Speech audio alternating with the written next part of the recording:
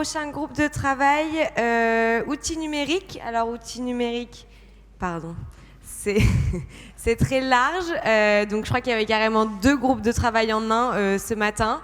Et donc, je vais laisser la parole à mon collègue Antoine Lablé, ensemble territorial à Tourcoing, pour vous faire cette restitution. Merci. Du coup, effectivement, il y avait 2 ateliers avec 2 problématiques différentes, mais qui concernaient les outils numériques. Ce qui est intéressant, c'est que sur les 2 ateliers, on s'est rendu compte qu'il y avait des synergies, et donc je vais commencer par celle-ci. Donc, au cours des 2 ateliers sur les outils numériques, le retour a été univoque. L'outil numérique n'est pas forcément la meilleure solution pour avancer sur les sujets, notamment parce que les données existent. Elle est notamment, par contre, fragmentée entre les différents acteurs ou bloquée pour des raisons de confidentialité qu'on connaît avec la RGPD. Plutôt que de créer un nouvel outil numérique, ce qui a été proposé, ce serait de travailler sur la facilitation de la collaboration, limiter aussi les silos et diffuser justement l'existant, qui est souvent méconnu des différents acteurs et actrices. Suite à ce constat, il y a eu plusieurs pistes identifiées. On peut avoir notamment pour l'identification et la mise en relation des ménages.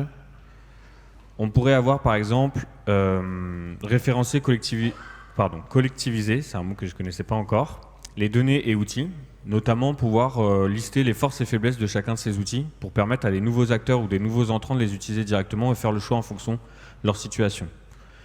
Il y a notamment l'accessibilité à la donnée au niveau des agents de terrain. Donc là, je parle des médiateurs, des personnes qui rencontrent les foyers, parce qu'en fait, on se rend compte qu'entre le monde des personnes qui manipulent de la donnée et les personnes qui sont sur le terrain, il y a quand même une grosse fracture.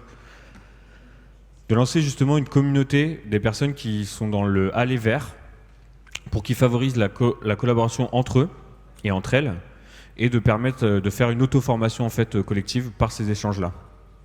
Et pour finir, la fiabilisation de la donnée. On avait un deuxième atelier qui était plutôt cette fois sur l'outil de suivi des ménages, donc c'est-à-dire une fois qu'on a rencontré les ménages, comment on s'assure d'avoir un suivi des informations tout au long du parcours. Et là, on a encore eu des choses qui sont aussi revenues, comme la standardisation des données et des formats. Non pas pour avoir un seul outil unique, mais plutôt pour avoir une possibilité de communication entre les outils. Ce qui m'amène du coup sur un deuxième point, c'est développer justement des solutions d'interopérabilité entre ces outils. On a eu une vive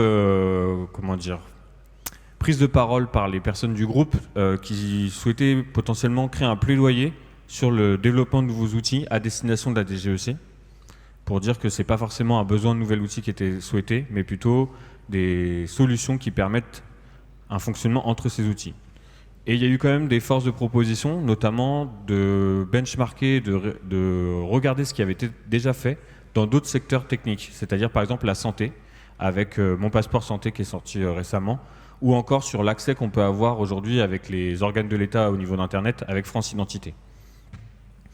Et je finirai, parce que c'était aussi toujours là-dessus que c'est terminé ces groupes de travail, c'est vraiment une question de continuer ces échanges-là, parce qu'on se rend compte que ces acteurs, en fait, au quotidien, n'ont pas d'espace pour échanger sur ces sujets-là, et c'est pour ça qu'on retrouve ces problématiques de silos et de non-interopérabilité entre les outils.